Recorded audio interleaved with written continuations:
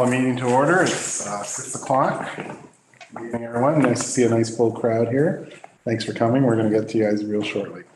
So we just have an addition to this evening's meeting. We have obviously South Granville District High School here, Relay for Life. We're going to move them up to 4.1 and move the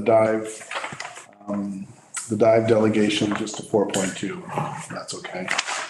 Can I get an approval of the amended agenda? Councillor Young, Councillor Rocket, all in favor? Thank you.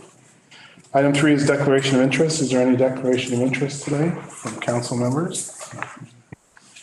Nope, seeing none, we'll move on. So we're going to do 4.1 first, and that is a special thank you to the whole team at South Granville High School that raised a huge amount of money, the most you've ever raised, I think, $72,000. Oh, look at that.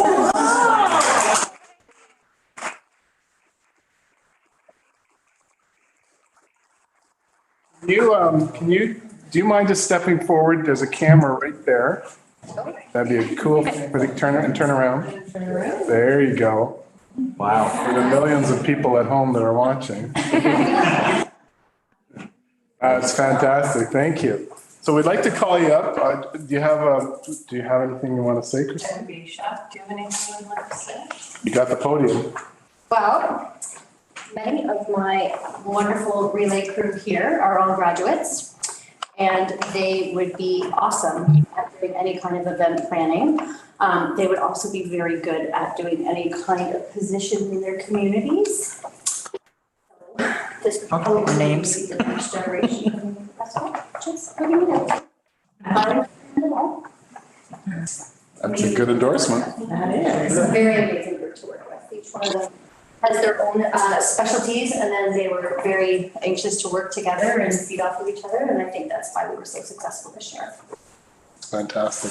So what we'd like to do is present you guys with a little scroll, and then we'll probably get a picture taken. So this is from the town Prescott for all of you. You can share it. You know, it's kind of like the Stanley Cup for you. That's what I would insist on anyway. So congratulations on your accomplishments on Friday, June 2nd, 2023. Incredible work of the staff members and students for raising over $78,000. That's all right. Thank you.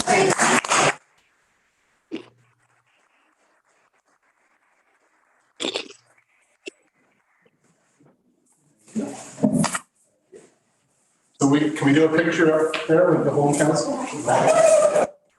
Let's get them. Bring your check, Trevor. Bring that big check too.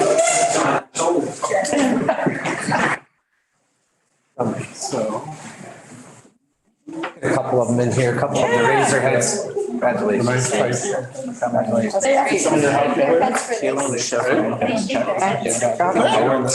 are you saying? I'm short? Charlie, I take back my city council here. That's short of hair. You guys step up and let us give you So these wonderful gentlemen, Just do it. so James and Hayden and Juno is over there, they shaved their heads today. Oh, Yes, when we That was did the part of check the deal. display. Yeah. So they had said that if we break our school record and we go above and beyond, that they were more than willing to shave their heads. So today when we did the check presentation, they all got beautiful haircuts.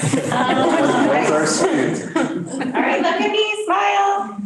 No, it's good. You're more important. Thank you. Awesome job, folks. Thank you. Yeah, thank you. Congratulations. That flag. Invite us again next year. Yes, yes. We will be able to plan a little earlier Thanks next for your year and maybe we can- Listen. You can take that over next. 100%. Yeah. Did you guys hear that? They're always hiring summer students. Especially ones that can fundraise $78,000. Thank you. That is awesome.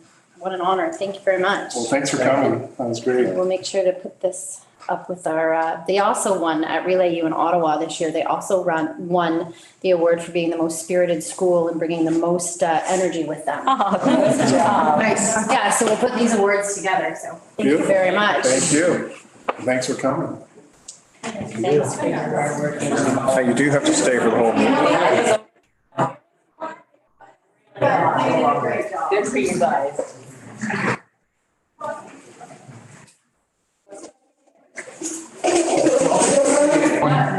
More than welcome to stay. See you, James. I better get to the soccer field. Thanks. It's Thank you, Chris. limited subs tonight. Unlimited subs. It's a little hot out there tonight. That's hot. Always nice to have a good news story. Oh, they did a good job. I was up there that morning. Amazing. It was 100 degrees out. I know. Yeah, it was hot. That was that hot weekend. Okay, next item under presentations is the group from Diving Against Debris, Jeffrey Horrocks and Charlotte Pilon. Are they online with us? Yes, they are. Good. Hi there. Good evening. There you are. So Jeff is not on a device right now that has a speaker, but he'd like to say thank you to everyone. Can I share my screen? Is that okay? Just a moment, please. All right, you can go ahead. Okay, thank you. Just have to pick the right one. There we go. Okay, can everyone, it's loading. Can everyone see my screen? Yes. Okay, fantastic. So thank you for inviting us. We're here today to discuss with the council our Dive Against Debris event. We try to do these almost yearly if we can. But this year we wanted to make it kind of a bigger deal. We wanted to share it with the town and get it a little bit more recognition than it usually does. So I'll just start off with a little bit about us, Canada Diving Supply. So we are located in Ottawa, but we do most of our diving near the St. Lawrence River. We do a lot of courses in Prescott, and we really appreciate the scuba park that's been put in there now. So we'd like to show a little bit of appreciation for the town of Prescott for that. Canada Diving Supply is the largest and longest serving dive shop in the Ottawa area. We are an instructor development center, and we teach from beginner up to instructor all the way. We pride ourselves in providing a high level of education. We also offer dive gear, maintenance, and all of that. But the thing we're here to talk about today is our community engagement programs. So we really like to get everyone out diving and have good relationships with the community. So to do that, one of the events that we're holding this year is the Dive Against Debris. So Dive Against Debris is an initiative started by the PADI Aware Foundation. PADI is the Professional Association of Diving Instructors, which is the association that Canada Diving Supply is underneath. It's the largest teaching and exploration organization for divers around the world. Their Aware Foundation is the way that PADI gives back to the earth to make sure that we have clean, beautiful, lively dive sites for years to come. So Dive Against Debris, the idea is that when you go for a dive, you collect garbage, litter, debris, you sort it, you weigh it, and then you add it to their global database for kind of a citizen science effort. So I'm just gonna see if I can't show you. But you can actually go online, and I can share this presentation with you afterwards if I can't pull up the page, but you can actually see globally the efforts that divers around the world have put into cleaning up areas collectively. So these are some photos from some of our previous Dive Against Debris events. you'll notice that there's a lot of stuff at the bottom of the river because no one really sees it. Things get lost, forgotten, things blow away into the river. Sometimes, unfortunately, people put stuff in the river and you don't really see it because it's underwater. So what we do is every year we go and clean up. We used to go to Prescott pretty frequently because it's a high traffic area, but then the dive spot got closed. We have usually been going to Lock 28 in Cardinal, but we'd like to go back to Prescott because it's a really nice area to dive. So the scope of the cleanup that we're looking to do, we're looking to clean up mainly the underwater park because that's what we're able to do. We've got a special advantage where we can go underwater. So we're looking mostly along the wall is where you find most of the debris. Things blow off from a parking lot, things get thrown over the edge, things get lost, sunglasses, phones, those sorts of things. We want to pick that up from the edge. So that's kind of the number one area we're looking at. We will also be doing a dive along the rest of the scuba park, just because we want to make it fun for our volunteers, but likely we'll be focusing along the wall. The next thing that we want to focus on is the park itself. And I don't expect that we're going to find much. It's a pretty clean, beautiful park already. But we want to make sure that we're giving back to the people who are actually using these sites, the residents, visitors, so that everyone can benefit from this activity. Especially, we want to make sure there's no glass in the, in the playground or anything. The next thing that we'd like to focus on is, sorry, my mouse isn't working. The paths and the parking lots. These are high traffic areas, so I think it's going to be a good place to find any stray debris, as well as providing a very, I guess people are going to see it, so people are going to appreciate having that area clean. And then we were hoping possibly to go into the Marina Park area. We have not talked to the Marina yet. It really depends on how many people are interested in signing up. If we have lots of people, we'll probably ask. And once again, we're just trying to give back. We've been using their bathroom for years. We kind of take up their space all the time. So cleaning up in that area is going to be kind of a nice way of doing that. We were thinking of sending divers around the marina in the water.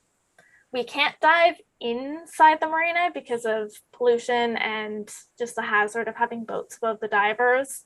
But we were thinking going along the outer wall, but we did decide against that just because it's a little bit too hazardous still with the boat traffic and the current and being far away from entry and exit points in case of emergency. So unfortunately we did decide against that, but I think we've still got a pretty big scope of cleanup planned that it'll be worth it anyway. So we are looking for sponsors, which is part of the reason why we wanted to come to the council meeting. We wanted to ask you if you knew anyone who'd be willing to chip in for this kind of event. So Canada Diving Supply is already bringing mesh bags and information and any safety equipment that we'll need. We're planning on bringing water and all that kind of stuff. We're probably going to be contacting more sponsors later on. We still have more than a month left until the event, so we've only started with the sponsors. But we're thinking either a hardware store, or I know there's a big giant tiger in Prescott for things like trash bags and gloves. We're also going to be looking into a junk removal service, and if they can donate their time and a trash bin for us. The other thing is, we were also going to ask about the local dump, if there's any advice you would have, if there's fees, if there's any way we could get them reduced or waived, just because we were trying to clean up for everybody. So that's another thing we wanted to ask about. We're probably going to be contacting either local coffee shops or Timmy's or something along that lines for snacks. Maybe we'll get a reservation at one of the local pubs. Our parent organization has already offered prizes and other kind of swag. And they're getting back to us on exactly how much they can provide, but that way we'll be able to give a little bit of an incentive to people. There's some other diving companies as well that are offering prizes or that we'll be contacting in the near future. And I'm sure you've probably heard of Save Ontario Shipwrecks. They're largely responsible for preserving the marine heritage in this area. So we're going to be partnering with them and hopefully some of the other local dive shops. So that brings us kind of into communication. This is the other reason that we wanted to partner with the city council. The idea behind this is to repair relationships between the divers and the residents, as well as to give back a little bit. So we want to make sure that this event is widespread to make the most impact that we can. So before the event, we're going to want to make sure that we're inviting people know about the event so that they can attend. We're also going to want to inform the residents that there's going to be a little bit of a disruption in the park. There's going to be lots of people walking around, might be a little less access than usual. We also want the residents to participate if they want. We want to invite them. So high school students looking for volunteer hours we can sign off on, or people who want to just come and watch, they're welcome to come. During the event, we want to show everybody, we want people to see the impact that the divers can have on Riverwalk Park. And then afterwards, we really want to share our accomplishments with the community so that hopefully next year it'll be a bigger event and so on and so forth. And we also want to make sure that the dialogue between the divers, the dive shops, the residents, all of that all stays open. We want to make sure that we can communicate. So we'll be looking into local news, putting up signs, if you guys are amenable to that, if we could put up signs like maybe the week before, just to let people know. If you know of any local notice boards, coffee shops, online, if you have social media that you could share it on, we will be making a Facebook event. So if you have access to a Prescott social media, would love if you could share it with everybody. That's what we're looking for, is just to share it far and wide. Okay, and that brings us to the end of my presentation. Does anyone have any questions or anything that they'd like to discuss? Well, thank you, Charlotte. I'm going to open it up to council for questions for you. Councillor Lockett. Hi, Charlotte, if residents want to participate, are you going to have like a sign-up sheet, or how do they do that? So they can either call the shop to let us know that they're coming, or they can just show up. We'll have our professional staff, so the professional divers that we have, the people who teach and the people who guide. Some of them are going to be walking around with registration sheets. So if anyone wants to participate, we can get them a set of gloves, and there's not really much that they have to do. Okay. And what time? I see it's July 29th, but what time of the day? Oh, sorry about that. It's going to be in the morning. So usually meet time is at 9:30, but we were hoping to start it a little bit earlier, like about 9 a.m. Okay, thank you. Anyone else? Oh, Councillor Kirkby, then Mary? Mayor Schenker. When you talk about the participation, if local divers that are associated with the Canada store, are they able to participate as part of the dive crew? Yes, absolutely. Everyone is welcome as long as you're a certified diver. Doesn't even have to be PADI. We are offering dive certifications. There's this specialty called Dive Against Debris specialty from PADI, and it's open to anyone who has a diving certification. So everyone is welcome. And we will be hopefully partnering with other dive shops. It's a little early to get everyone involved, but likely, if you know Dive Adventure Center in Brockville, likely Helen will want to get in on this as well. I'm just looking at your pictures here that you have up, and I'd say the bottom picture represents about 20 people. Is that probably average of how many people attend? Yeah, likely that is about average. These events in the past, they've basically just been our usual get out and dive events, but we're also picking up trash. So we're really hoping to get at least 20 to 40 people, ideally. It's hard to tell right now, but yeah, usually we've got about 20 people who show up to these. Thank you. Councillor Campbell. Hello, Charlotte. I just wondered if you have like a goal in mind. Is it like per pound or per ton, or do you have some funny event where, you know, the funniest thing that you've brought up, whether it's a shopping cart or, is there any kind of fun stuff for people to look at? Yes, so we don't usually do prizes, but since we're trying to make it a bigger event this year, we're looking to our sponsors for prizes. So we were thinking likely of doing stuff like that. We don't want to do any kind of weight-based prizes because we don't want to be encouraging people to be bringing stuff up that's going to be too heavy for them, like bikes. We have lift bags for that kind of thing. But yeah, things like funniest object, most plastic,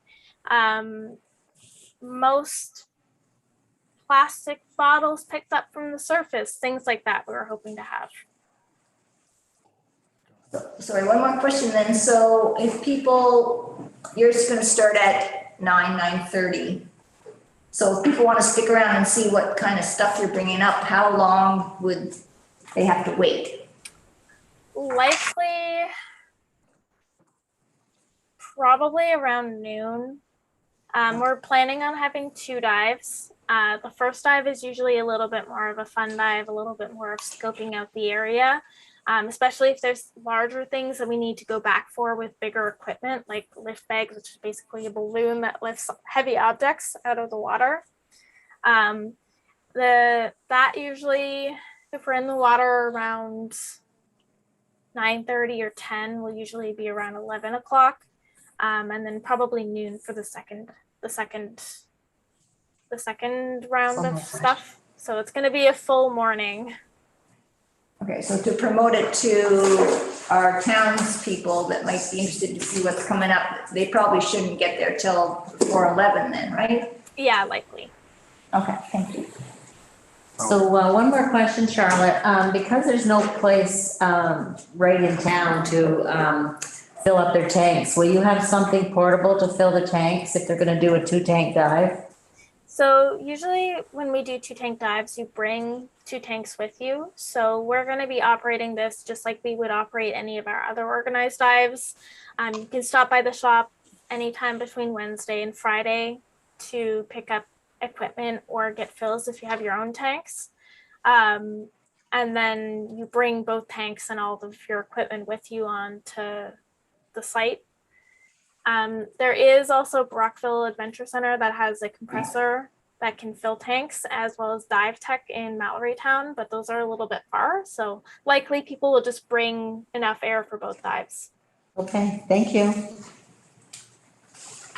Matthew, did you want to say something? Certainly. So similar to how we do our community cleanup, I think the town can take care of the waste, that sort of thing. We'll load it into to one of our trucks and then deliver it to our waste bins on site up at the upper operations building. So that certainly alleviates that concern, and we're there to support any way we can in terms of bags and gloves and things like that as well. Awesome. Thank you. Fantastic. And we love do that. have, and Samantha Miller is in the room as well, and she will likely coordinate the social media aspect of it. So we'll definitely, we're excited about this and we're looking forward to working with you on this. Thank you. Thanks for coming. We'll see you in a month. Okay, sounds good. Thank you so much for having me. Good stuff. You're a diver, aren't you? I am. I'm a cabin diver, yeah. Good. Scared to be in there. I did the last one. All right, next is delegations, and 5.1 is a delegation from Alfred O'Rourke, regarding Sherwood Park Manor.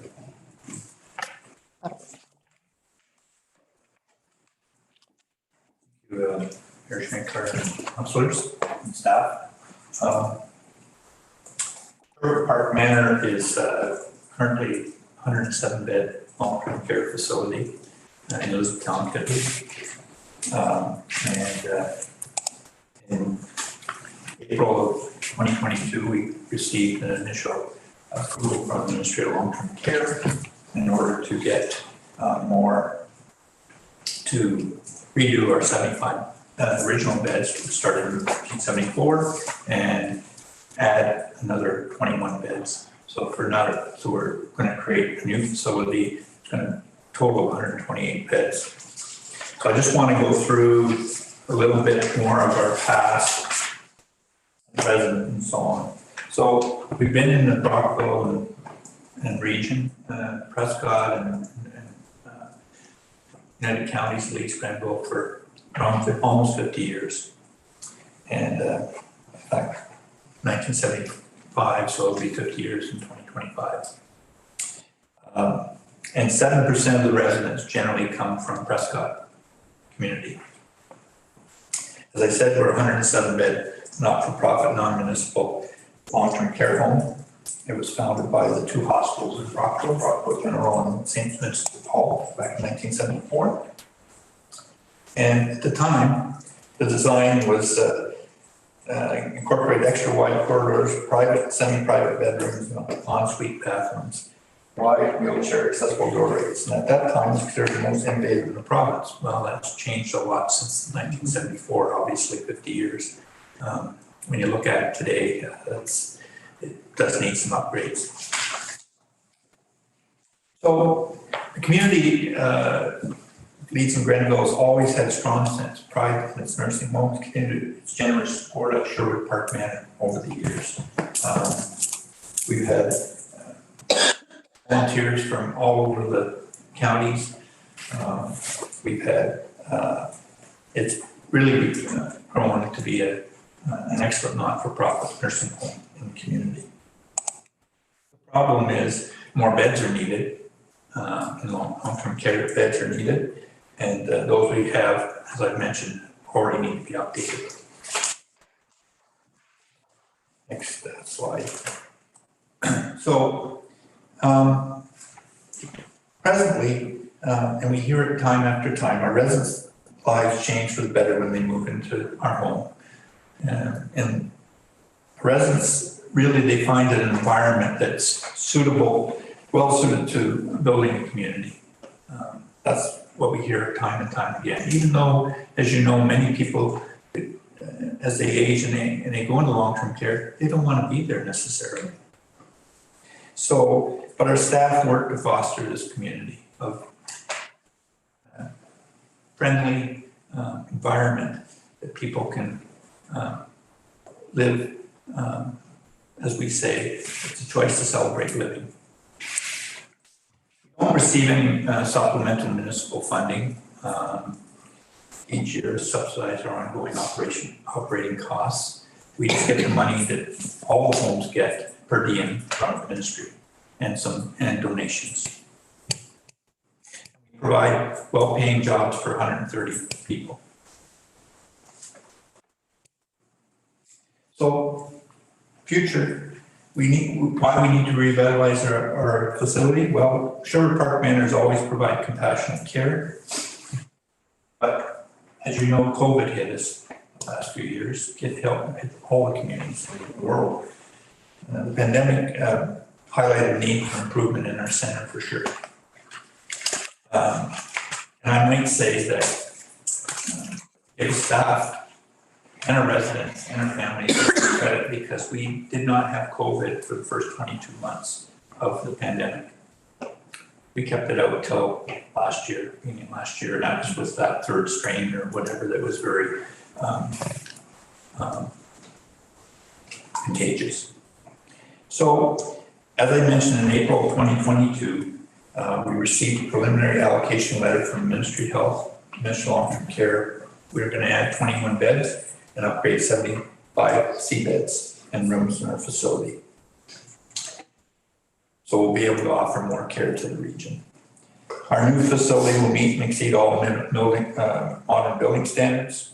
It will be pandemic-proofed using distinct ventilation systems to prevent large outbreaks throughout the facility. So it's going to allow families and our residents to safely enter our facility, our home.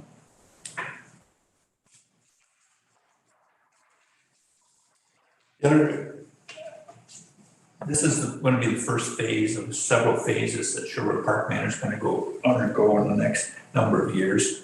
We're focused on this now because this needs to be done right now to get the ministry approval for funding as a long-term care improvements. But but a recent market feasibility study in 2020, by 2024, an additional 244 seniors apartments, assisted living suites and severe memory care suites will be needed to serve growing senior population of Brockville, Lisbon, Kipley, Prescott, and surrounding areas. So our goal is over time we have 8 acres of land and we're looking for more land next door where the Brockville Psychiatric Place is. And we're looking to build some seniors, like a complex at hub, apartments and those, and dementia care and that type of work. So that's going to be another phase of our program. But right now we're focused on long-term care. So the next slide. A redevelopment project for the long-term care, 96 beds. It's going to cost us $41 million. RBC is going to give us $25 million. Community support's $5 million. Provincial government's going to give us $9 million. And surplus land proceed is going to give us $3 million. So that's what's going to cover it. Next slide is kind of some of the rendering. The next couple slides are renderings of what could look like when we're done.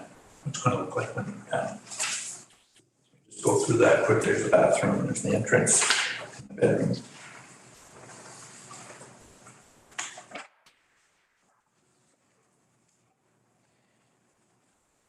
We have a third party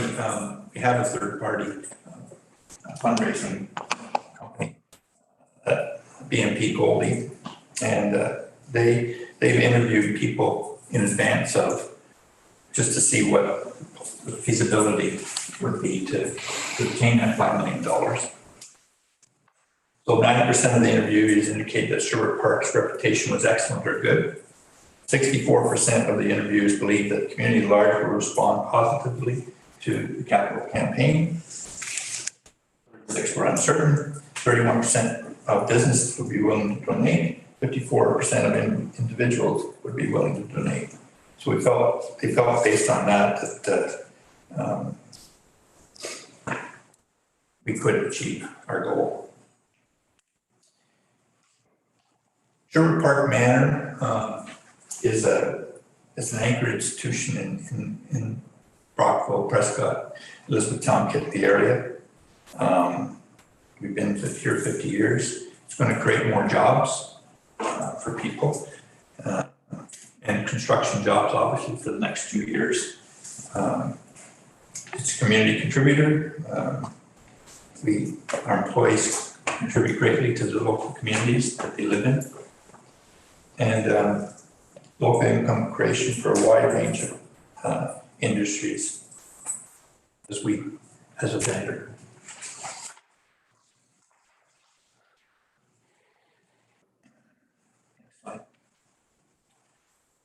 So one of the things that we've been facing over a number of years was deficits in our operating budget up to December 31st, 2019.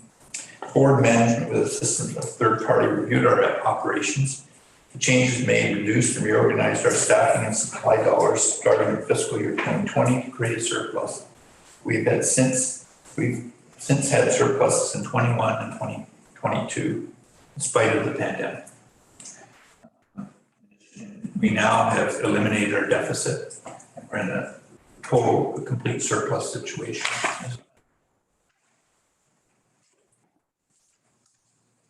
What people are saying about Sherwood Park Manor, I'll just read the second one. Thank you so much to everyone who lovingly cared for my precious mother during her stay at Sherwood. Thank you to the residents for their friendship. Our lives became richer as they shared stories of their lives. Such wonderful, loving people. May all the goodness that Sherwood shares with others come back to you in countless ways. Slide. Our request of council is for $75,000 towards our $5 million. And that's my presentation. Any questions? Thank you, Mr. Clark. I'm going to open it up to council. And I know Lee's online, so Lee, if you have a question, just speak up and we'll get you in line. We got Councillor Lockett first. So your request for funds, would that be over a 5-year period or a 10-year period? Yeah, it could be, yeah, absolutely. Normally it's 5 years. Yes. Thank you. Anyone else? Councillor Kirkland? Thank you. Through you, Mayor Shankar. You said 7% is the estimate of Prescott residents that use Sherwood Park Manor. Trying to figure out that number in my head, but that's fine. So I think it comes down to about just around 7. If I do that math, 100 and some. I believe you've appeared before a bunch of other councils also with the same request based on percentages, how I read it in the newspaper. Yeah. I just wanted to comment that I did spend some time looking at the budget and stuff like that. And I just wanted to congratulate you because I did go back and read some of the previous budgets where you guys have maintained a surplus during the pandemic. It was actually quite impressive. So congratulations on that. Thank you. Is there any way we can get you to run some of the other old age homes? Well, it's a lot of work. Yeah. As you know, running a community. So we made the commitment. Our board was excellent. Ken Duran's the chair, and he was excellent at working with staff and staff, obviously with us and to make this work, because that's what we needed to do that. One more question. Sorry, just with a donation, let's say of 75,000, this could be totally off the wall, but I'm just going to throw it out there. Would there be any way to ensure that Prescott residents have a bed there if needed? Or I know it's probably on first come, first serve and you can't hold a bed, but is there any kind of allocation of? There's not really allocation per community per se. Right. It because we don't, I don't manage it. The Right. ministry manages it Right. through Ontario Health and the Community Services Group. But certainly, there's that opportunity to when we get our whole program in place, when we eventually get, one of the things that I've seen over the years is the fact that if you have a hub type of model where you've got a continuation of care, continuity of care when it goes from, let's say, from apartment to a retirement residence to long-term care. One of the things is people that get into the apartments, that they have a better chance to get into the home ultimately. But unfortunately, it's based on priorities, which crisis is the number one priority. Reunification between husband and wife is another priority. Then there's, from there, it's people that are in ALC beds in the hospital and other people. So one last one. Do you have any kind of number on maybe how many of your employees are from the Prescott area? I don't really have that. I know we have employees from Prescott. I haven't really, it's one thing that I could get for you if you're really interested in that, because we do have some number of employees from Prescott, and it would be more needed. Obviously, more employees will be needed as we move forward, because when we're adding 21 beds, you're probably looking at another roughly 24 people anyways. Thank you. Thank you, Mr. Ork. I thank you for your presentation. I know that council will probably direct staff to bring this back, and I know there'll be other entities coming and asking as well, so I appreciate it. Thank you very much. Thank you. Appreciate it. Oh, Christ. Can you hear me? Yes? Yes. Well, as luck would have it, I just got reconnected as that gentleman walked out the door. I had some questions for him. Oh. Well, we'll be discussing it again. If you have a question, I'm sure we can email it to them. Frozen. Thank you. All right, we're going to move along to item 6, which is, we've got 2 items under 6. We have council minutes from June 5th. Motion reads that council minutes dated June 5th, 2023 be accepted as presented. Can I get a mover and a seconder? Councillor Kirkby, Councillor Burton. Any discussion on the June 5th minutes? All in favor? Lee, are you going to vote? There it is. Okay, sorry. I'm not sure that I'm on video. Can you actually see me? Yeah, but you're kind of frozen. Okay. Well, There's you're a little, coming and going, both video and audio. okay. We'll do our best. We appreciate that you're here. Point 2 is a special council minutes from June 12th. The motion reads that special council minutes dated June 12th be accepted as presented. Can I get a mover and seconder? Councillor Burton, Councillor Lockett? Oh, thank you. All in favor? Carried. There it is. Good. So next item is 7, which was communications and petitions, where there's a letter from Jane Hess, just thanking us for giving her the time to present from United Way. Are there any questions about that? No? Okay, good. 8 is consent reports. We have 2 items on consent reports, and an information package and a staff report. Is there anything in the information package that we'd like to separate out? No? And what about the staff report?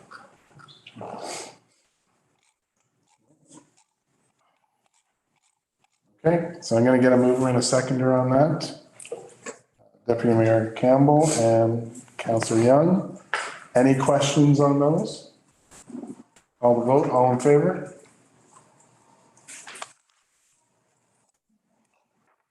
Carried. There it is. Okay. A little low, a little slow. Okay. 9 is committee reports. There are no committee reports this evening. Do you have anything? No. 10 is mayor.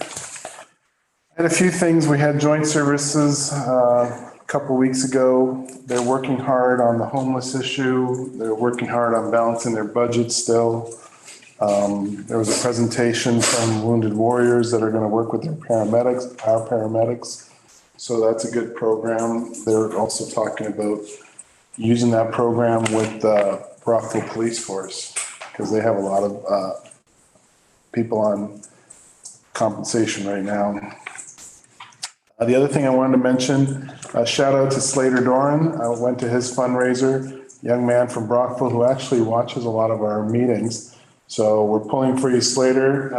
He's suffering from, or he's getting treatment for cancer, and he's a fighter. He's already been in remission once, but it's come back. So our thoughts and prayers are with him.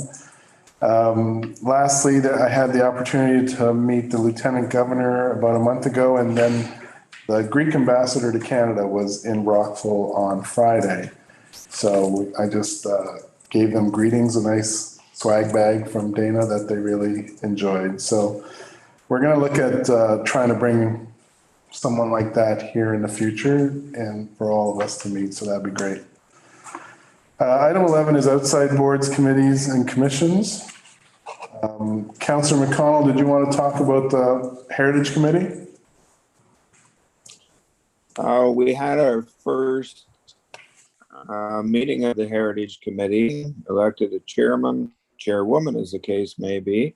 And what we're concerned with, or what the Heritage Committee has to be concerned with, is the regulations by the provincial government, which are new and which indicate that designated properties, or named properties rather, can only remain on that list for 2 years unless they are designated as a heritage property. So we have to go through all the ones that we have on that list and decide actually whether we want them to remain on the list, to go further with it, or whether the reason that they were put on that list is just because somebody thought it was a nice heritage building, but really it's no different than maybe a dozen others in town. So over the next, I believe it's a year and a half, we're going to take so many per meeting. We're going to meet on a regular basis. We have another meeting in July, and we're going to examine each one of those buildings. We're going to contact the people that own them, invite them to participate, and we will updo that list. Thank you. That's great, thank you. I have BIA for, do either, both you want to speak on BIA or would you? Tracy can speak. Tracy, it's all yours. Through you, Mayor Shankar. Yes, we had BIA meeting. There was about 12 business openings that were highlighted. That was really exciting. We went to Mayor Shankar, myself, and Councillor McConnell were at the Umans. Oh, yes. And that was really great. They talked about Canada Day. They're going to have a passport for Canada Day, which is going to get everybody involved and going around the whole town. They talked about the market and the pop-up success so far, and there are going to be some activations on Thursday nights, starting at the end of June. So they're encouraging businesses to stay open, and That's great. it's going to be a lot of fun. Good. Thank you. Anything extra there? No, she covered it all. She's pretty good. Good, thank you, Councillor Young. Deputy Mayor Campbell? Both Councillor Young and myself attended the emergency management workshop, preparedness workshop. It was 3 hours long, but you could believe they said that it would normally take 2 to 3 days because they just flew through all this stuff. But really interesting how the town would organize if there was a disaster and how we would be prepared for that. Great, thank you. Oh, Yep. sorry. And just a reminder that the fire department is having their recruitment night, June 20th, Tomorrow. starting at 6 o'clock. For anyone who's interested in learning more about becoming a volunteer firefighter. And on that note, congratulations to our local fire department. They finished third at the games, Eastern Ontario Games. So that's very well done, and we're hosting them next year, so get your judge hats out. And maybe we'll get a calendar or something, hey? Fireman's calendars? That's good. It's a good fundraiser. Anyone else got an outside board? Leanne, on Friday I was at the Shakespeare. And what Shakespeare is going to do is they're going to invite local governments to their opening night. So just so you're aware, and we'll all be invited to go to that. So that'll be good. Okay. We're going to move on to staff reports. We've got a few of them tonight. So we're going to start with operational plan, staff report 44-2023, the Prescott Water Treatment Plant. The recommendation reads that council endorse the water treatment plant operation plan. Can I get a mover and seconder, please? Councillor Kirkby, Deputy Mayor Campbell. Who's going to speak on this? Matthew or Nathan or Mark? Where Mark had a heart attack. Okay, so I'll take this one. I wrote the report, and then Mark is more than happy to answer any questions. That's how we want to do it. Okay. So there's 5 components to a municipal drinking water license. The first being the drinking works, water works permit. And with that, it allows us to kind of run our water plant. At the same time, there's a permit to take water, and a permit to take water is valid for 10 years, I believe.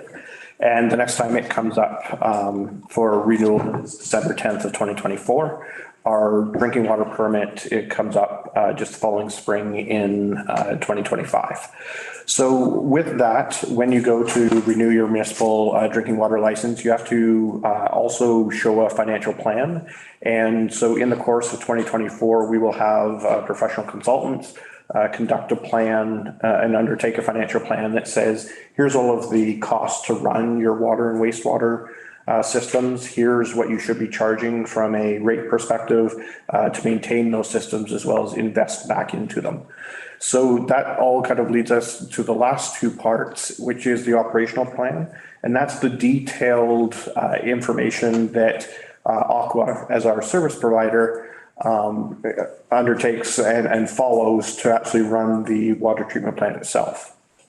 And then we also have to have an accredited operating authority, and that's where Aqua comes in, and they operate both our water treatment plant and our wastewater treatment plant on our behalf.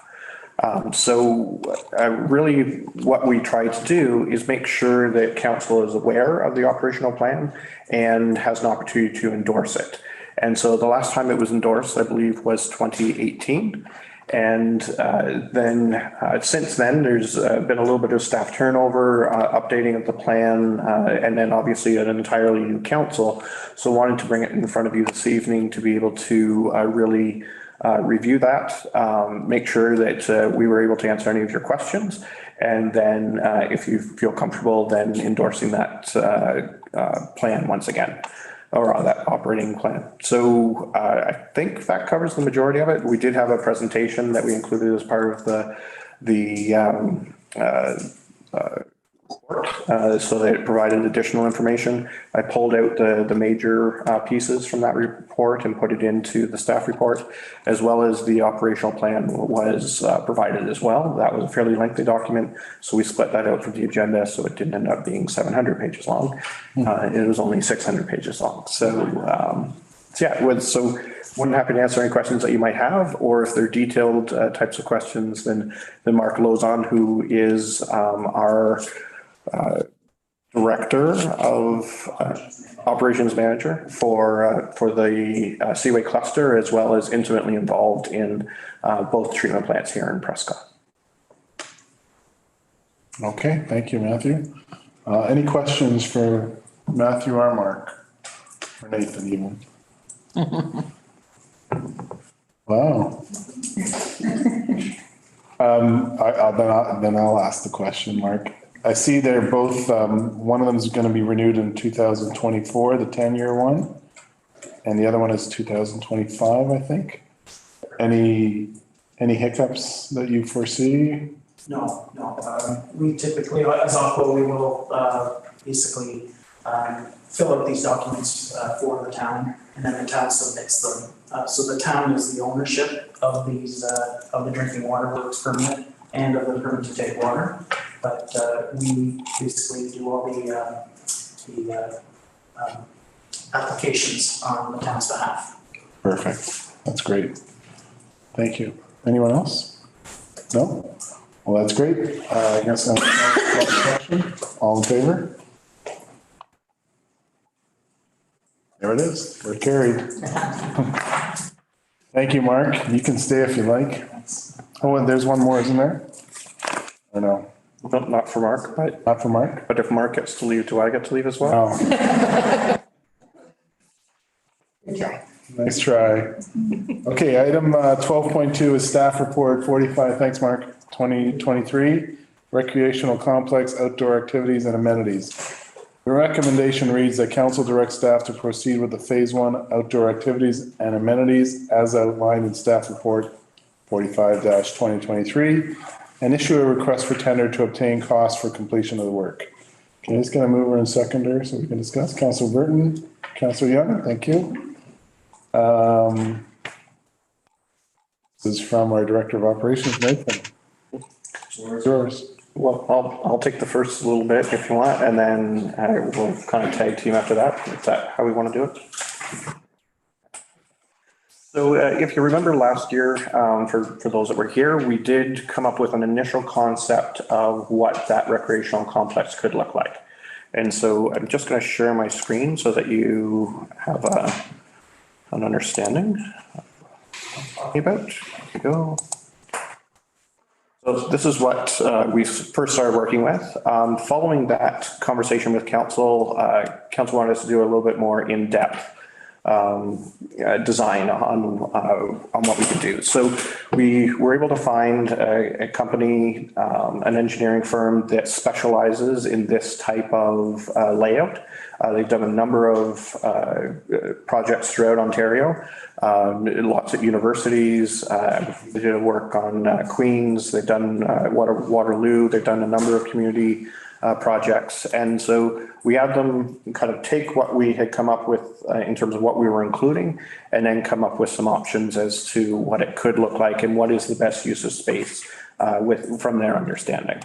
So from there, what they developed is this sort of plan. And so really looking at it from the perspective of trying to also include the fact that phasing is going to be important. When we take a look at everything that we have here and what we had in the initial design, it is going to be far and away higher than our 500,000 that we put aside for this for these activities. So what we wanted to do is see if we could focus on the larger use activities in the southern portion of the property that's right against and adjacent to the arena. And then the northern portion focus on some of those lower use ones, or ones that can wait a little while because they have those lower users and that sort of thing. So really what it came down to is moving baseball to the upper portion, moving soccer to the lower portion, including 4 pickleball courts, 2 tennis courts that would also be painted for pickleball so that they'd be dual use, putting back a skate park. And in this particular case, it would be kind of a flat concrete pad, and then we would be able to bring in modular pieces such as ramps and rails and things like that to be able to really enhance the product. It wouldn't be in the shape of a bowl, because then we're talking hundreds of thousands of dollars. And then finally also a basketball / multi-use court. So with that, we tried to focus on those major activities that people identified, as well as a fitness loop, because walking was certainly a really large activity that people identified in the public survey. So when we take a look at how that could possibly be phased, and this is what I was talking about in terms of the southern portion versus the northern portion. And with the northern portion, it's a temporary, we would move the dog park using the fence that we have today, move that to the northern portion, and then be able to continue the work as we see there. There's also open space in the second phase that if we want to add other activities or modify some of those setups in the second phase, then certainly that can be accommodated as well. So the goal is to start the work in 2023, finish the southern portion in 2024. Because grass in particular for soccer fields takes a beating, you basically want to give it a year to take hold before you start putting people on that grass. So so we'd finish it in 24. The pickleball, tennis ball court, or that sort of thing could be used immediately, along with the fitness loop, but we would keep soccer in abeyance until 2025. In either 24 or 25, we would then start working on the northern portion of for baseball and things like that, and then hopefully be completely finished in 2026. So it's a multi-phased approach. There's a lot that we're adding to that area, but certainly we see this as the biggest way to get as many users involved and addressing those high users. Those that I've identified, those that are the needs, and then being able to expand that in the following year.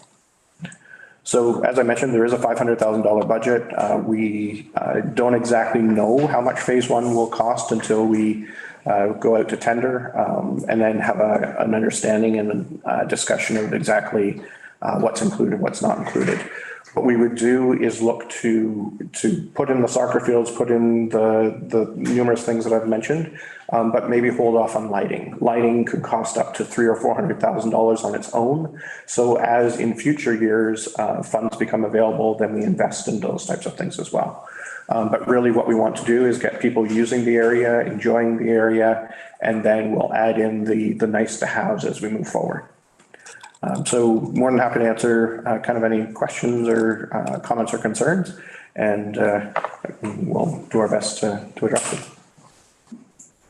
Thank you. Councillor Burke. Thank you. Thank you, Matthew. The only concern that I have is where number 11 is in the second phase. So that is, you're talking about a playground that is behind a baseball field. Yeah, and absolutely, that's one where we could definitely move it into 14, where there might be enough area to move it to the north side of the soccer fields, that type of thing. I think there's enough space in there that for that phase 2, it doesn't necessarily need to be exactly right there, that we could definitely move it down just north of the fields and maybe adjacent to the mini soccer fields, that sort of thing. I was thinking actually switching 11 and 8.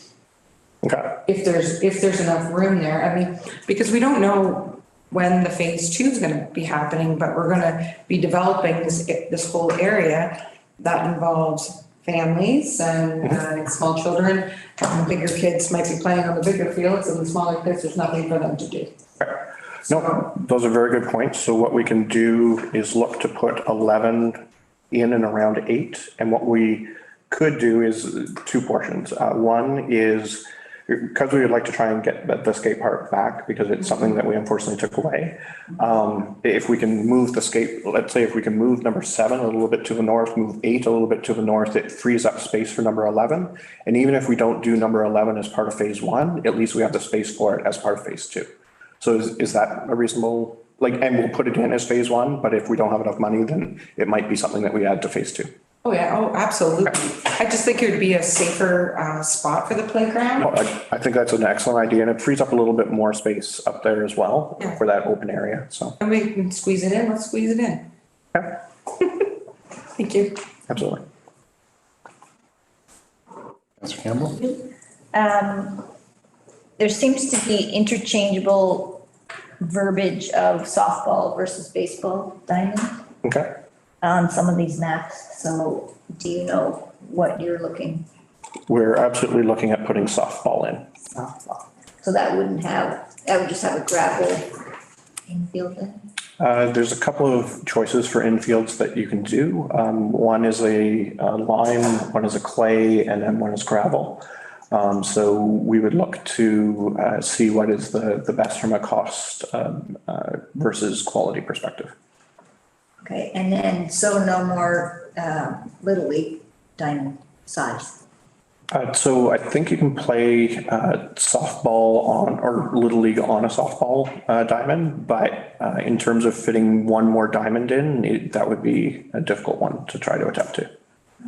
It's just that Little League diamond, Kirkby Little League diamond was the ultimate, it was the greatest. And you won't find that in too many towns. It was really very special. Thank you.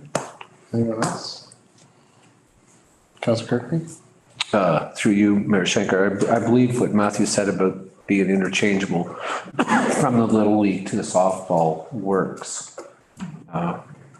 Could be a couple minor alterations, but I think. The fence is right way there. for this. Yeah. Yeah, yes, it would be, but I think just looking at how many fields we have in neighboring communities, we need to be aware of how many are being used and how many are not being used. I would like to just ask if some of these names, and I guess I'll use my grandfather's, Chick Kirkby, if any of them names will come back, the Tom Carr Field. Absolutely. I think we definitely want to pay homage to what came before and what was there before. So we definitely would see that those names would come back in whatever form that we move forward with in terms of all of that area and the sports being played there. even the Ed Brown, right, if they had to share the field names. I think there was two major ones at one time, so, thank you. Thank you. Anyone else? Matthew, can you just talk about the skate park? I see it says prefabricated, so. Yep, so that's where you put in a concrete pad and then you add in modular pieces. So it could be half of a half pipe, could be a rail, could be steps, all of those types of things. And you can move them around, to really suit the needs of the users. So it's something that Brockville started using several years ago in one of their skate parks. And it allows you to add and take away in the future. And so they're much less expensive and they kind of bolt down and that sort of thing. And then if that needs, if you're finding other people are using it, such as BMX bikers or rollerbladers, things like that, and they want to add something else, then, we can do that in the future. So instead of it just being one bowl and, what you have is what you have, it's a cheaper option, but it also gives you more options as to what you can ultimately do at the skate park itself. Right. I've seen one in Ogdensburg like that, and it looked a lot more advanced and user challenging almost than what we had prior. Parkour, you can do parkour on it. But also with that, it also gives us the ability, so they go into storage in the winter and then it becomes a nice little spot where, if you want to do something else on that pad in the winter, then certainly you can do that. So there's a number of areas along there that we would look to possibly do a outdoor skating rink, because we do have a lot of flat spaces then, and drainage already in the area and that sort of thing. So parking, all of those types of things really help when we're trying to do outdoor activities. I gotta say, this drawing looks fantastic. It's like something you'd see in Whitby or Ajax, See this in Prescott would be quite a huge. We must have a question. Lee, you got a question? Yeah, if you can hear me. First of all, I think it's a great layout. I completely agree with Leanne's suggestion for moving the playground, and I can see the reasoning by putting a full-size soccer field in there so we can replace the one over on Prince Street. But I've been wondering and perhaps this is a question for Justin, with the fact that we've been playing soccer at the high school for years, apparently successfully, and if we haven't, Justin, I'm sure you can point out why not. I'm just wondering why we would be spending money adding more soccer fields, and are they actually going to play here? Are they still going to play at the high school, or what's the reasoning there? If I may, through you, Mayor Shanker. Lee, one of the challenges of playing at South Grenville District High School, and I want to be respectful in all I say because they have been very gracious to host us for all these years, is we're at the mercy of the school board as far as when we can operate. One, it was built on, a lot of the field was built on a dump. And so when we have to anchor the nets, we have to take the nets away. There's a lot of work to be in at South Grenville District High School that wouldn't necessarily be at these community fields, which would be a huge help when you only have a board of 5 people. Pretty much, and there's probably 3 that are doing that kind of work. The other part would be that we're not allowed to have use of washrooms, and I know there's a couple stores around, and that's where people currently go. But if we wanted to say have a porta potty over there, the current rule is you would have to have it emptied every night. So, I mean, moving to community fields would be something great for us.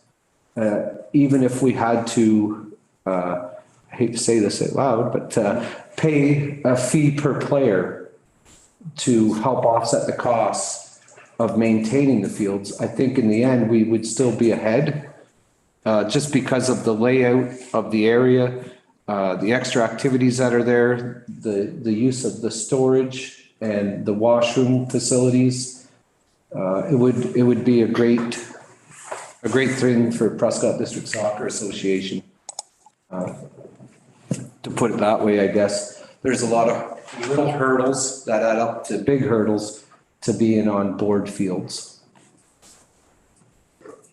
Okay, I'm not involved in soccer, but that is exactly the type of explanation I wanted. It's a good explanation and it satisfies my doubts, so to speak. Thank you. Matthew? And so just to back up what Councillor Kirkby is saying, one of our guiding principles when we started this is making it a 12-month facility.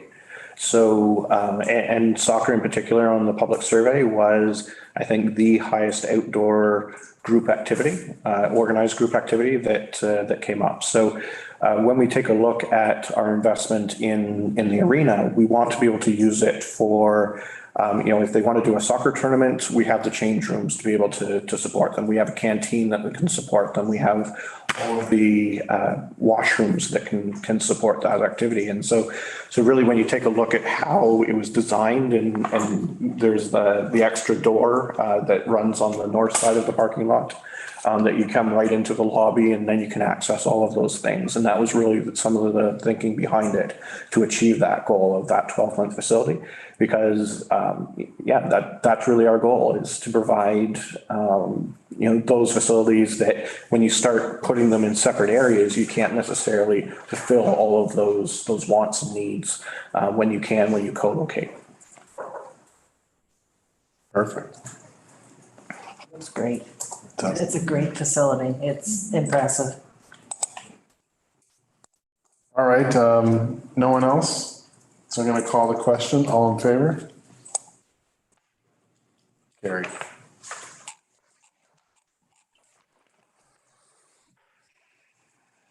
Next staff report is 46-2023 ice allocation policy. Recommendation reads that council approve the proposed ice allocation policy to be implemented for the 2023-2024 ice rental season. Can I get a mover and a seconder? Councillor Burton, Councillor Kirkby, Matthew, Samantha. Got this. Thank you, Mayor Shankar. Through you to council. The proposed policy is meant to serve as a framework for allocating ice moving forward at the new Elaine Chartrand Community Center. The objective of the policy is to manage the processes for allocating and distributing the usage. So what you'll see in the policy is a breakdown of categories of use with a priority level of what those categories are.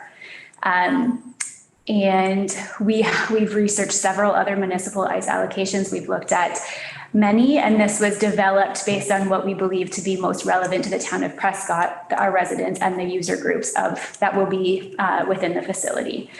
As a starting point for this season's ice times, we reached out to all of the regular users of the Leo in the 2016-2017 season and offered them the ice time that they had at the Leo, offered them the same ice time at the new center. A lot has changed since 2017. So there have been several requests for changes from the organizations. So with all of those requests coming forward, as well as new organizations looking for ice time, the proposed policy was developed to set some guidelines and parameters on how to move forward to finalize ice bookings. Good. Any questions for Samantha? Go ahead. Do you anticipate outside teams, like from Ottawa and Kemptville, using our arena? Yes. I anticipate requests coming through, yes. And a lineup like this do Prescott teams get first crack and then? So I think what we're starting with is what they had in 2016, 2017. Then there's been requests for changes, which we're trying to use this policy to manage. And then, yeah, I think our long-term users, have been given that first opportunity, as well as really understanding what some of those ramifications are when it comes to users. And so we're trying to prioritize it in a way that we can say, yes, you would get preference based on this set of criteria, and then allocate it that way. Because ultimately, I think what we're finding is we're going to have more user requests than we have ice time for. And so this is really to try and manage that. And then the prices that you've put per hour, is that in relation to the other communities you looked at? And did it go up substantially from the Leo? Not substantially. Actually, when you take a look at where the Leo was, if you add inflation over the intervening years and HST, we're exactly at the same amount. So really it's not a whole new start. What we did want to do was price ourselves a little bit higher than Edwardsburg Cardinal, so that way it didn't negatively affect them that they were coming to Prescott for cheaper ice. But we did take a look at Brockville, Gananoque, Edwardsburg Cardinal, Kempville, and a couple of others to be able to say, where does that number fit in? And that's where we were kind of aiming for. So not the highest, not the lowest, but certainly somewhere in between. And, we wanted to make sure we weren't negatively affecting Edwardsburg Cardinal. Through you, Mayor Schenker. Just a question on the allocation. So we're honoring the current that was booked in 2016, 2017 at the Leo. Will that ice time be honored from year to year? Or is there some kind of, let's say, two competing associations or groups want the same ice time? Are we looking at a lifetime of the same ice time unless you give it up? Good question. And if we're not there yet, by all means. No, I think if we're to look at it, when we're looking at our regular users, typically what you see is that they are offered their same ice time back. However, I think what needs to happen on an annual basis is that is reviewed to see, was it used or was the ice time given up? And so this is meant to, this policy is meant to be reviewed on an annual basis with a matrix saying, here's what the schedule was the prior year. Here's what we propose moving forward based on who used what ice time and who gave up what ice time. Also, how many people actually participated in the ice booking? Like, was the league valid? Did it bring in the number of people, or were you giving up prime time ice that could have been used in another fashion? So I think it's an annual review. We do have a kind of like a grandfather idea in this block user group. But I believe that that is only for the year given. And if they give it up at any point, they lose that grandfather status. And so they would come back the following year or following year as a new client. Okay. And so currently, I think there's groups waiting, but they've already had them conversations, right? Yep. Tonight is the deciding night for you to proceed. But let's say somebody that holds a prime time right now, takes the ice initially, but then drops that ice due to low numbers. How do we go about offering that ice time to the right people versus just putting it up? I.e., let's say the South Denver Junior C Rangers or senior team is looking for a Friday, Saturday, or Sunday night, and something becomes available there. Does it go back into a lottery, or do we contact them first, or have we collected that kind of information from the users? In a sense, if prime time becomes available due to the people that we've gone and knocked on the door and say, hey, you had this ice in 2016, 2017. Yeah. So we have had conversations with several of especially the minor hockey organizations. So we have a pretty good idea of who wants what ice times, how that's allocated is Good conversation. Okay, that's fine. This is something to think about, right? Because some groups may say, yes, we want that ice, and then not be able to fill it, right?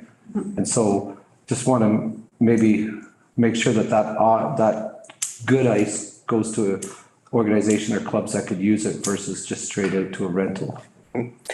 Yeah, and I think there's a cancellation clause in there that, you know, if they give us so many days, then we will make every effort we can to try and find another user. And we would kind of start with those, you know, high volume users, that type of thing, that are going to have a lot of people in the building. Because ultimately, you know, we earn money from the rental, but we also earn from concessions. So if you have users that are going to be bringing in a crowd or lots of users, that sort of thing, then obviously it's more financially beneficial to the town to undertake that. So I think that is part of the thought process as well, is, you know, if somebody gives up an hour or two on a Sunday night in December, you know, we go out to those you know, large users and say, we start with them, do any of you need this or want this? And then, you know, we keep going down the list and go from there. Yeah, So- you revert back to that priority list. Okay, so after tonight or in the next few nights or whatever, can I use a group for an example? Let's say the Kinsmen, will they sign a contract and say, we're taking 20 hours and that's a guarantee? They've signed that contract, now they're on the hook for that 20 hours, right? If they decide at any point prior to even them 20 hours beginning, let's say a month, right, that they can't take them hours, we follow that cancellation policy that's in place, is that correct?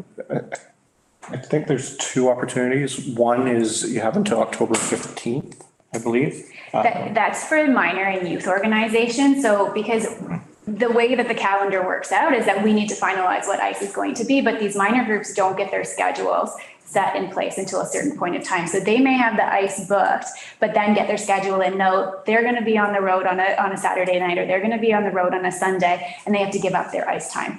So we did put a clause in there that they can have one amendment to their contract before October 15th. That should give them enough time to get their regular schedule. And they can cancel those ICE times at no fee. That then opens up that block where we would then revert back to that priority list and reach out to the users to see if anybody can fill those spots.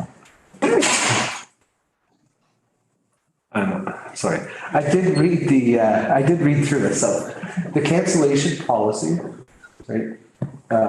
Is there any charge? We're not, so here's how I think about this. If they don't, and I did read it, but I'm just kind of losing track here. So if they don't give enough notice, they're on the hook for the ice rental. Yes. Correct? Yes. If they do give enough notice and nobody takes that ice, they're not on the hook for any of that ice rental. Is that correct? If they provide enough notice. There's no service fee. Not the way we have it written now. It's certainly not like an administration fee. That certainly could be an option. And I did see that in other policies. Thank you. Councillor Young? Mayor Shankar, just wondering about the whole booking process, because when I'm looking at this, all I see is a lot of time being used. Is there a software package that is available to book ice? Also a great question. We are in the process actually of launching a new online booking software.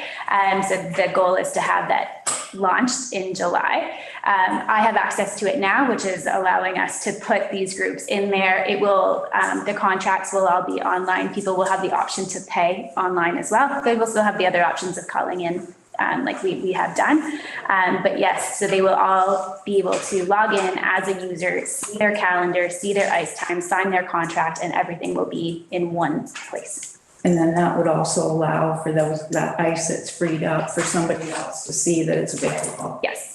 Because ultimately you want the ice used. Right. Thank you.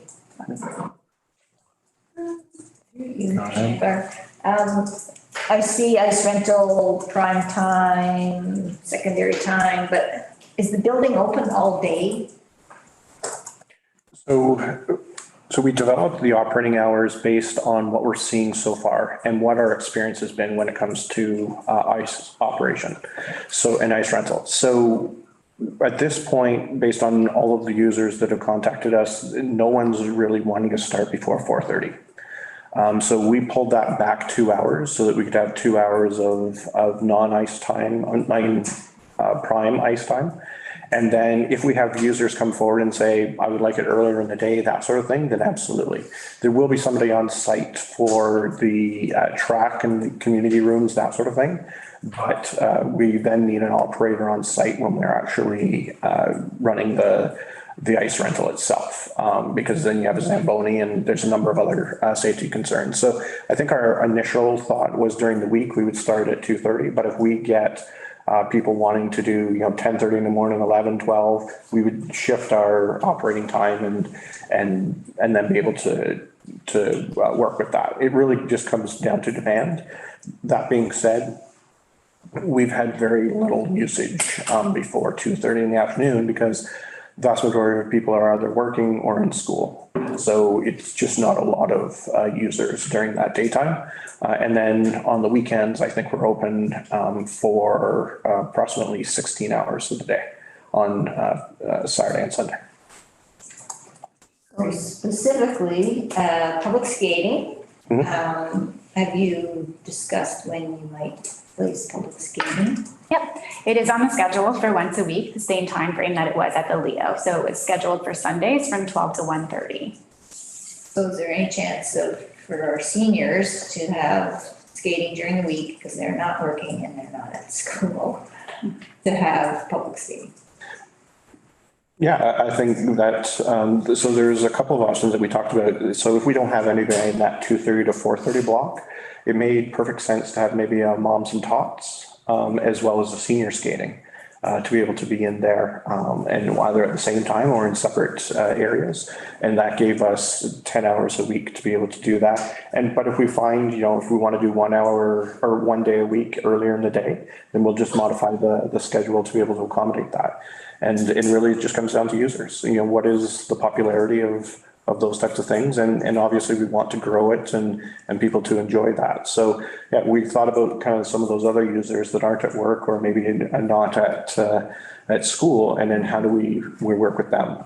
We also had a little bit of a conversation around PA days, and then kind of bringing that back to first thing in the morning and have multiple sessions throughout the day for people to enjoy. Councillor. So the track then, what time would the building open? I think we're looking at probably around 8:30 in the morning, and then you'd be able to use the track all day and into the evening.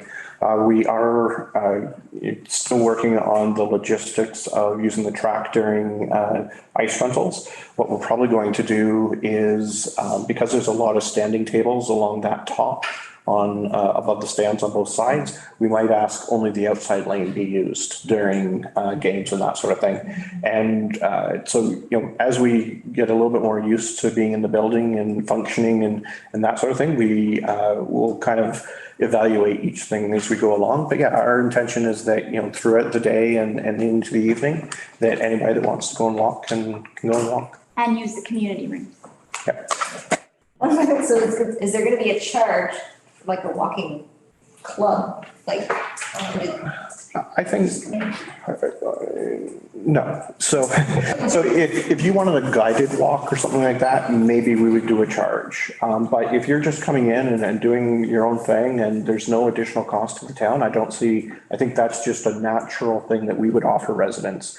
But if you want to like a guided walk where you're, maybe doing jazzercise while you're walking or something like that, and I don't know, I'm not doing it. And we bring in an instructor and, do music and things like that. Okay, maybe there's a small nominal fee if you want to have kind of that instructed side. But yeah, if you just want to come in and walk, then by all means. Okay.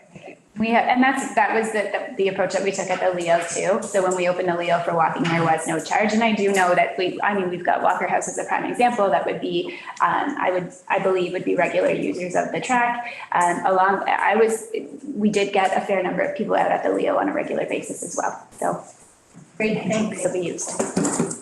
Councillor Kirkby? Yeah, through you, Mayor Shanker. I just wanted to add on to the PA days is the snow days, right? So I'm sure you're aware, Sam, that on a lot of snow days, lots of townships or towns offer drop-in, right? It's usually just a bunch of younger kids from all ages. A parent or two volunteers to drive them all there, and they pay a $10 flat fee. I did see that in there. Where there was a $10 or different based on users, but I'm just wondering on them PA days, there's only one person at the rink. When we think about adding them drop-in times, and is it required, Matthew, to have two people there when we do that? I mean, typically they don't flood the ice for them drop-ins, to be honest. Right. So so there's always kind of a couple of things that we have to be cognizant of when we're operating the arena. One is how many people are coming through the building, that sort of thing. So if we have a low number, the stands aren't being used, only a couple of rooms, change rooms are being used, things like that. And I think public skate would normally qualify for that. Then probably only having one operator on site and that sort of thing. And then maybe it's another staff member that's there just from a supervisory standpoint. But when you start getting into people in the stands, people using the public washrooms, multiple teams using all of the change rooms, things like that, then just between operating the ice and the Zamboni and making sure that everything's running there, as well as trying to change over the rooms and keep up with the cleaning and that sort of thing, then that's when you usually have two people on site and being able to address all of that. Because you'll have multiple, we have 6-7 dressing rooms, and we can absolutely see that they can fill up pretty quickly just with changeover between different groups. So, okay, thank you. Councillor McConnell, do you have any questions? No, I didn't. I read through the report. I thought it was very thorough. I thought it was well thought out. And going forward, I think we're on a good path. Like any new enterprise, there's going to be some hiccups and some adjustment required as we go along, but that's to be expected. And I think we're looking at a very good start with this program. Thank you. Great, thank you. Thank you, Samantha. I'm going to call the question. All in favor? Thank you. Next staff report is 47-2023, flood protection water treatment plant. Recommendation reads that council directs staff to obtain detailed engineering for the water treatment plant seawall upgrades to improve flood protection of critical components of the plant and submit the required permits for the project. I need a mover and a seconder. Okay, and Councillor McConnell. And who's doing this? Matthew, you got this? Oh. All right. Through you, Mayor. So this one goes through to describe during 2017 and 2019, everybody knows that the water levels came up significantly on the St. Lawrence River. With certain storms and wave action, the river height became uncomfortably close to a couple of critical items on the water treatment plant. One being the backwash overflow structure, and the other was clear water tank overflow. And the physical position of those is in between the building and waterfront. So it's in between, it's on the grass in those two areas, or in that main area. We were able to hire a company that specializes in this type of work. Waterfront rehabilitation work, and that was Riggs Associates Limited. They're a hydrotechnical engineering firm, and they do this. They assess this work throughout in many different areas throughout, I think, Lake Ontario and the St. Lawrence River. So they did a survey of the land and the water to determine, what's the best course of action for to start protecting this a little bit better. So they. Essentially, so there's one other item that they did look at, and that was the electrical transformer. And I'll talk a little bit more about that in a bit. So again, they looked at the 100-year flood risk on the St. Lawrence River. And as you know, the river can fluctuate a couple feet in a year. And so what they did is they kind of, or I'll go with some of the pictures that were there were kind of show the condition of the concrete parapet that's there now, and some of the armored stone that's there. And again, it is weathered, as everybody's aware of. It's probably been there for 100 years or more. Really probably hasn't had any maintenance to date. And they also did, in the report, they also do show some underwater pictures that they took as well of, what the conditions were in the water. The one picture there shows the water treatment plant from an aerial point of view, and it points out the three main items that were the critical items, one being the transformer and the backwash overflow, and then the clear water overflow. And then it does show some of the projected areas where they would put rock into the river. And so I'll describe that a little bit more in this report. So the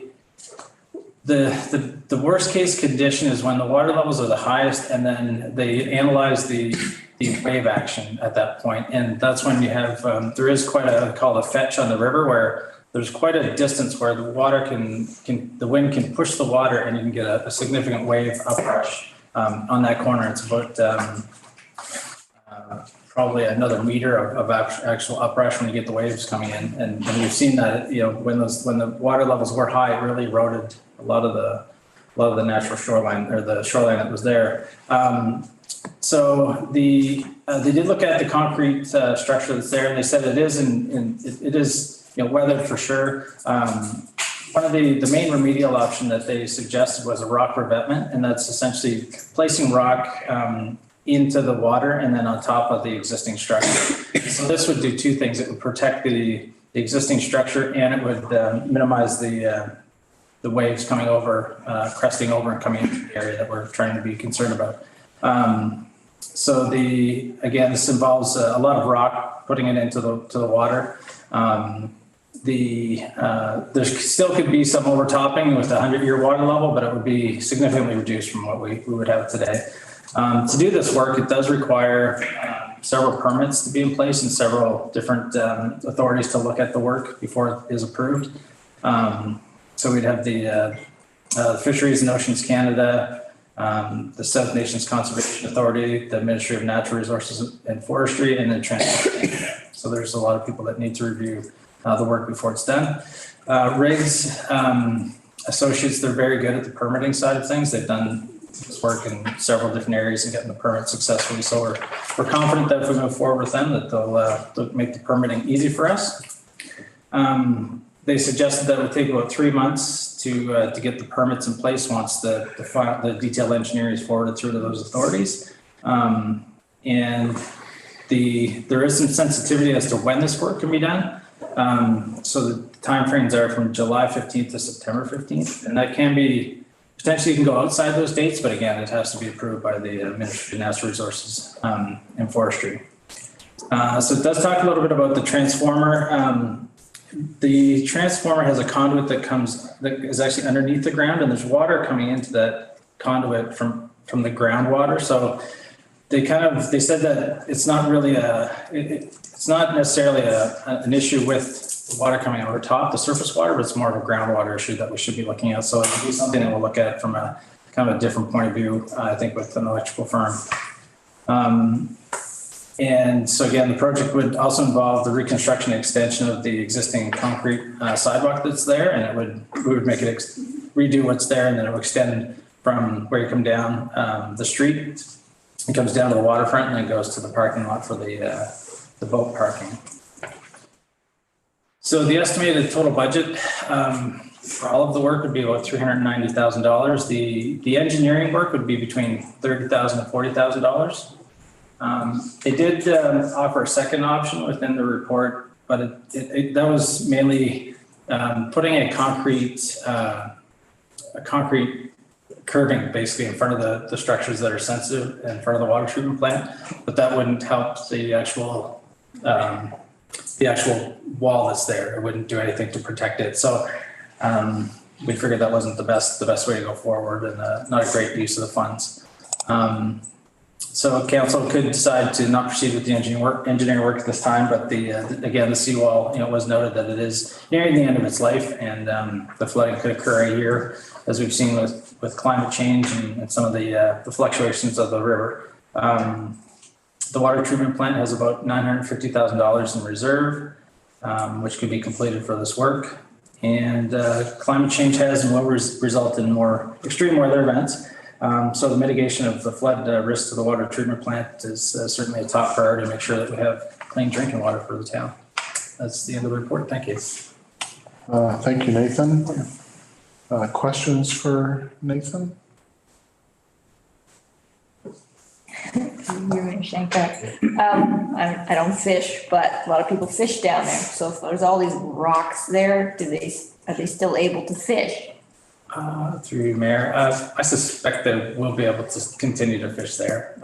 So the rocks will, if the water tables or the water kind of sits like this, the rocks will come up and you'll still be able to, depending on the water level, you'll be able to fish there. Yeah. Okay, all right.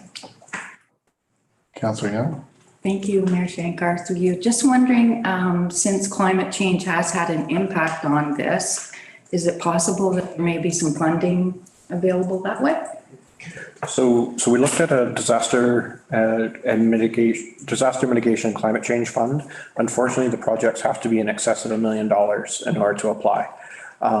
We think this is a really great project and ticks all the boxes except for the $1 million part. If we were replacing the wall itself, we're talking in the millions of dollars. But this is a much lower cost option, and unfortunately, I don't see how we can get it over the million. Unless, as with all of our tenders, they come back and they're significantly over. Thank you. Thank you, Councillor Young. Sorry, Nathan, you said something about there's 950 in reserves, and would we use that to complete the project? Yeah, go ahead, Matthew.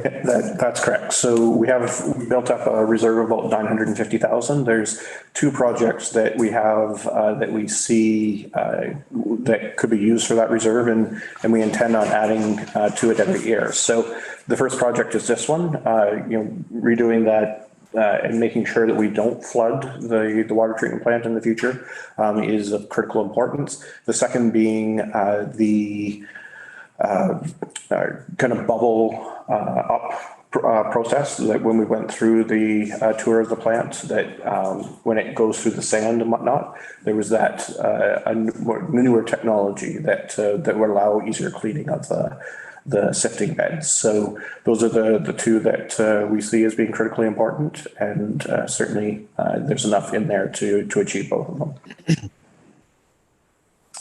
Thank you, Matthew.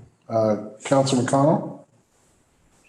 Oh, thank you, Mayor Shankar. I walk through there all the time, as does Councillor Campbell. And it's not just that high water. We had a rather wicked windstorm a few months ago, and the debris on the yard out in front of the water treatment plant was thrown in as far as it went during the high water years that we had, and that's a long way in. And if you stand on the point and look up the river, you are looking up the river. The river takes a bend at Prescott, and it comes right down against that point. So there's tremendous force there. And there's an awful lot of wave action that comes against the west side of that lawn. And when I was reading through this report, the impression that I got was this rock was going to be added, which would bring the whole height of the water area up about a meter, was going to continue along the west side right up to where it joins the neighbors there at the bottom of the hedge. Is that correct? Yeah, through you, Mayor Shankar. Yeah, that's right, Councillor. That would, it would bring it up a meter above what's there now, and then drop down to the sidewalk. Yeah. And that goes all the way up to the hedge on the north side of the lawn, the northwest side of the lawn. That's right.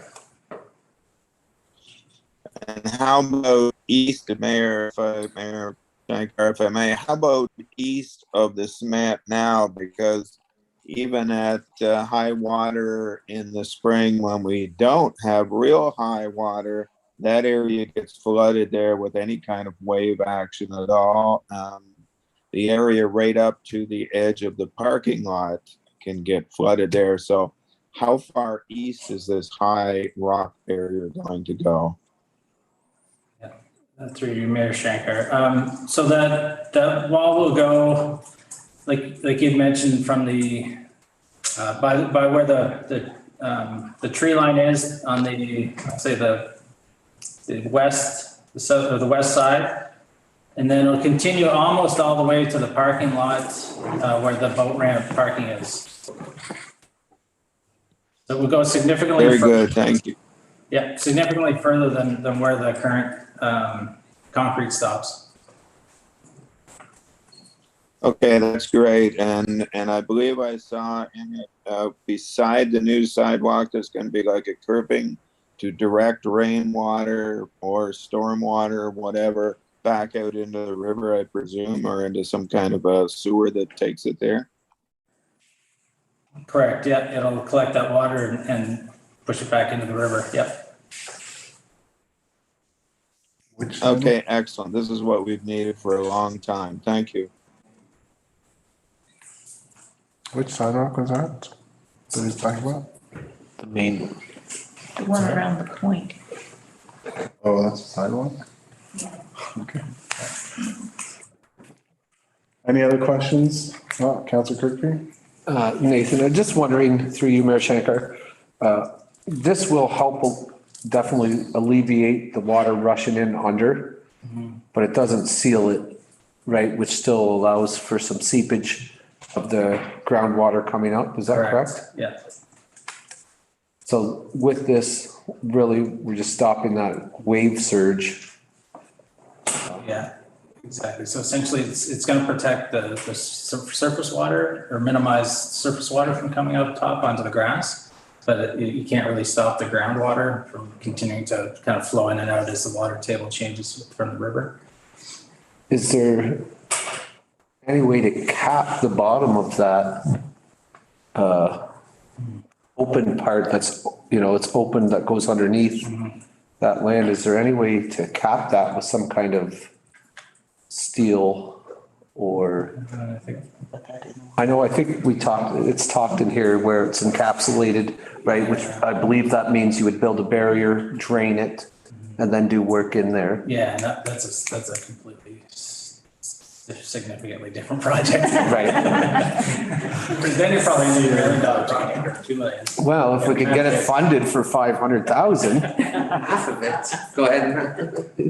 So what we noticed in 2017 and 2019 is that the level of the water itself wasn't a problem. As soon as we got the wave action, that's what caused the problem. And when we did come up over and onto the lawn itself, because the water table was so high, it had no place to go. And so what we're trying to do with this is keep it from ever hitting the lawn. So it kind of comes back, it crashes the wave, it kind of seeps back down into the river. And then even if you have a high water table, it's not pooling on the inside towards the water treatment plant. So I think those are kind of the things that we can do best. I'm not aware of how we could kind of counteract that groundwater table and force it back down. So it really, the key is just to keep anything from coming up onto it. So it has its own ability to just stay where it is.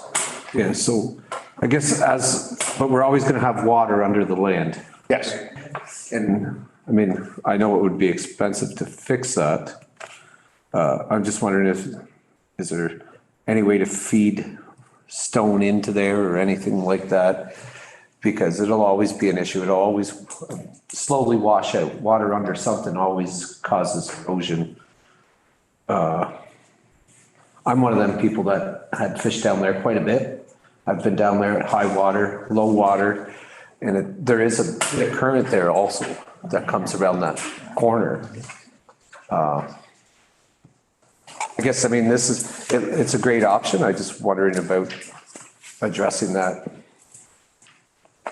part that allows the water to get underneath there. With that being said, though, that's not in the scope. I'm taking it that we would try to address any of the existing land in front of it that has holes while we're doing this project, or some concrete or gravel or whatever we can to make a smoother surface. Yeah, absolutely. Yeah. Yeah, we'll take every opportunity to make the whole area a little bit smoother and nicer. And so while we're into that project, I believe the electrical pad is going to be raised a bit, correct? That was one of the options that we could discuss. Again, the water coming into the electrical area is coming through the conduits from the groundwater. Right. And yeah, I think to stop that's a much different project than just changing protecting it from the waves. So if we did look at, so they didn't really attack that too much in this. They assessed it and they said, it's a groundwater problem. And I think that we'd probably have to reach out to some electrical firms to look at what we should do there. Because if you do raise the transformer, you'd have to change all the wires. Your distance would change. You have to shut the plant down for that period of time too. So it's. I thought, sorry, Nathan, I thought I saw that there was room to move it, but very limited up because of the length of the current electrical. But that being said, if we're going to open up this ground a bit to do some work, would it be beneficial to do it all at once and make the waterproof connections that are potentially a groundwater risk? Yeah, it's something that we definitely want to take care of. And again, it wasn't it was sort of noted in this report, but not assessed for remediation. Matthew?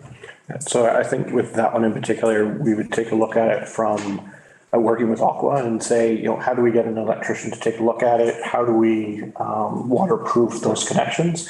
And, my general estimate would be that it wouldn't rise to a capital amount. So can we fit it in this year's or next year's repair budget and just address it as completely a separate item? Because you're exactly right.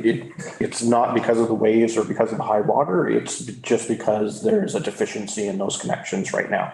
So that we see as kind of being an easier fix and one we don't require a whole bunch of permits and that for. So, but if it's going to be rise to a capital amount, then we would probably include it in the 2024 water treatment budget for council's consideration. Perfect. Thank you. Thank you. Anyone else? I call the question. All in favor? Carried. Thank you. 13 is resolutions, of which there are none this week. And there are 2 items under bylaws. First one is the sidewalk plow borrowing bylaw. Motion reads that bylaw 28-2023 being a bylaw to authorize borrowing upon serial debentures in the principal amount of $163,233 towards the cost of the purchase of a sidewalk plow be read and passed, signed by the mayor and clerk, and sealed by the seal of the corporation. Can I get a mover and seconder, please? Councillor Burton and Councillor Kirkby. Any discussion on that? Oh, Councillor McConnell? Thank you, Mayor Shanker. We currently have 2, this would be for Nathan, I guess. We have 2 sidewalk plows now, I guess, do we? That's right. And this is replacing one of them, or we're going with 3? So actually, this is a replacement that occurred 2 years ago, and this is just putting the financing in place for it. So we'd already kind of purchased it. It was 163,000, including attachments, that sort of thing. And we passed the bylaw for this debenture last year, and then Infrastructure Ontario reached out and said, "Oh, we noticed you hadn't drawn on it," and so this is actually just proceeding with actually drawing on that debenture and restarting that repayment process. What we always attempt to do is make the length of the repayment process half the life of the asset. And so that way, in the second part of the asset's life, we're putting that money away to purchase the new one. So we wouldn't actually have to incur debt to buy a new one. Thank you. That's a bit of a relief. I thought we were going through sidewalk plows rather quickly there. No, that's good. Any other questions? Just, where are we purchasing it from? I think we already purchased it. We already have, that's good, okay. So, and we purchased, the name is escaping me on the one. Yeah, Joe Johnson. And then, but, so it's a trackless unit. And so that matches what it was replacing as well as our other unit. So that way, all of the attachments are interchangeable between them. And so trackless was the manufacturer, and their distributor is Joe Johnson out of Ottawa.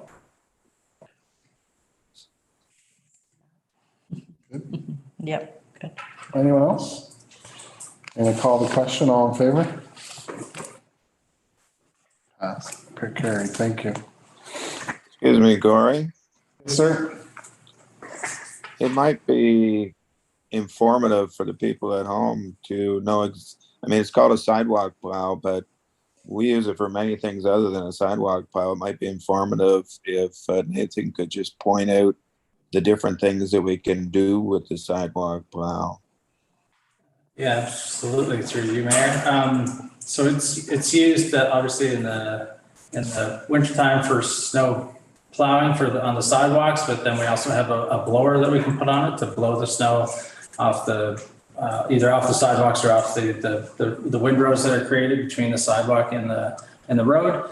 And then in the spring and summer, it's used. It's got a sweeper attachment for it as well, so we can use that in the springtime or in the fall. And then it also has two attachments that can cut grass. And so one's usually we would use it. We were using it today in the kind of where the soccer fields or where the recreational areas are going to go, when the grass can grow for a month, and then we can go in with this mower and just cut it down like a farm tractor. And then there's another attachment, a flail mower, that can go on it as well, that can again cut tall grass that's in ditches. So it's basically used year round. Yeah, so we use it pretty much every week throughout the year. Great. Thank you. Thank you. So it's a lot more than just a sidewalk plow. Yeah, that's good. I didn't realize it did all that. Okay, 14.2 is council remuneration bylaw. Motion reads that bylaw 29-2023, being a bylaw to set the remuneration rates for the members of council, be read and passed, signed by the mayor and clerk, and sealed by the seal of the clerk. Can I get a mover and seconder, please? Councillor Lockett, Councillor Burton. Any discussion on this item? Councillor McConnell? Surprise, surprise. No. I've stated before, I thought the 6% that we were originally looking at was excessive in the times. And I know and I appreciate the volunteer committee that looked at our neighboring communities' remuneration, but I had some questions for Matthew today, and I emailed him, and he emailed me back some information, which was kind of interesting. And I have no idea whether the volunteer committee had access to that information or not, but it poses some interesting questions, or at least it did to me anyway. If you look at, for example, just population, and Gananoque, which we are comparing ourselves, or which what they compared us to, is the closest population. What we're doing is, at their recommendation, adjusting our pay scale to theirs. What may not have been taken into consideration is that they have 2 more square kilometers in their town than we do.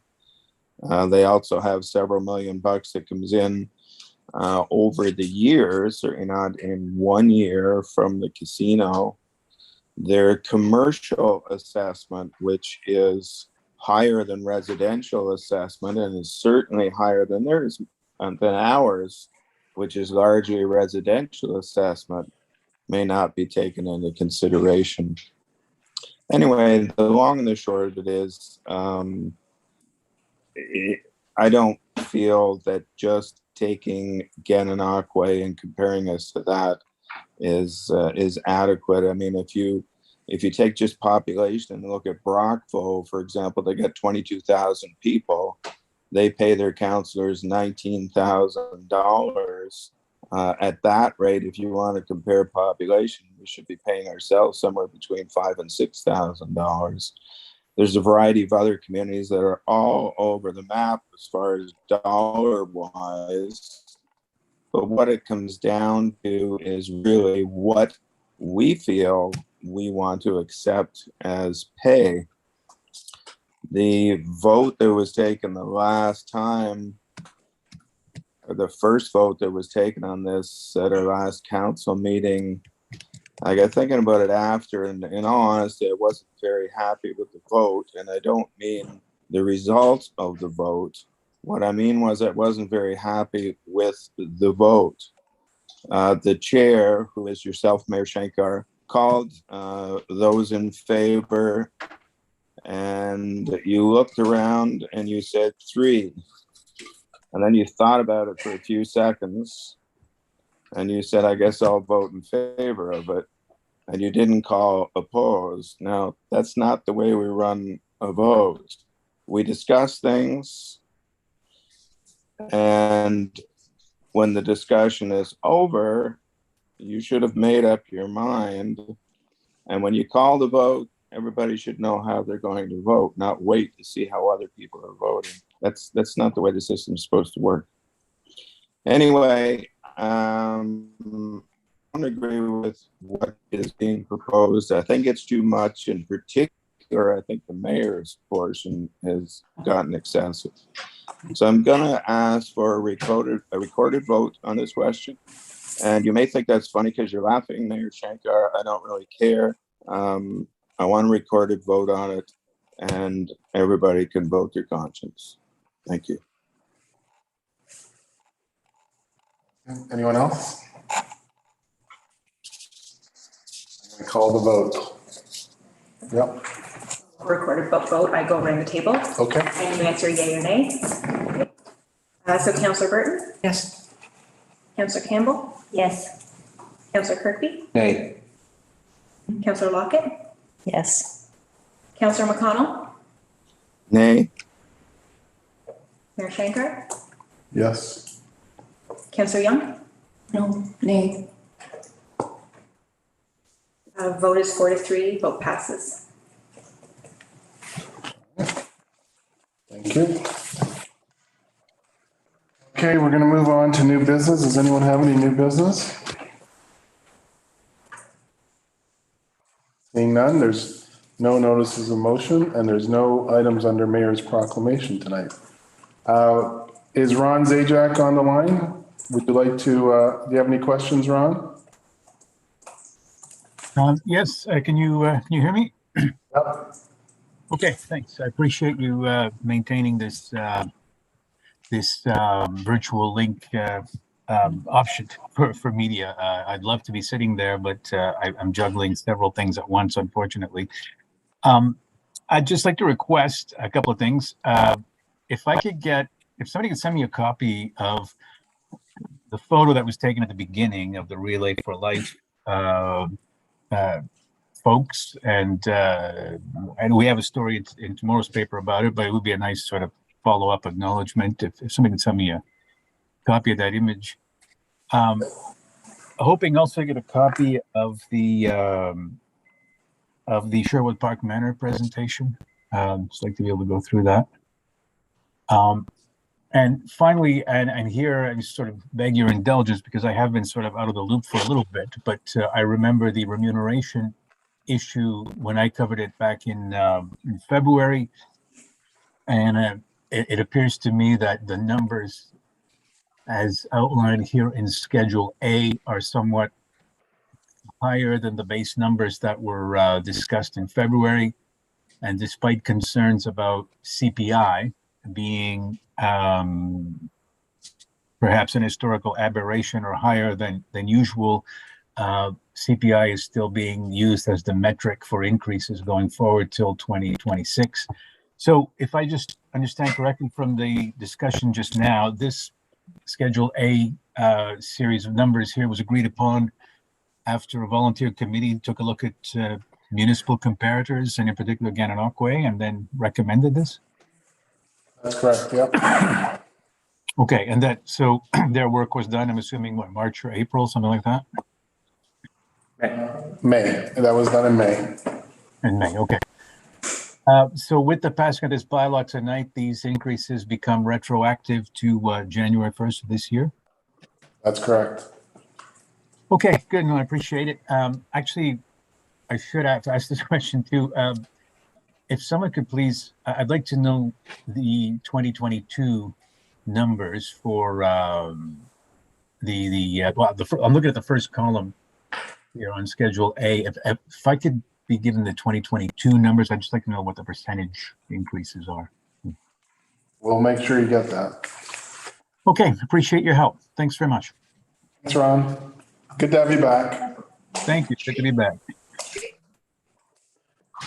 All right, 19 is closed session, so I have a motion that reads, council moves into closed session at 8:05 PM to discuss matters pertaining to 19.1 is approval of closed session minutes from June 5th and June 12th. And also 19.2, purchase and sale matter. Under section 239 2C of the Municipal Act, the proposed or pending acquisition or disposition of land by the municipality or local board, and that the CAO, treasurer, clerk, economic development officer, and deputy clerk remain in the room. Mover and seconder, please. Councillor Lockett, Councillor Kirkby, all in favor?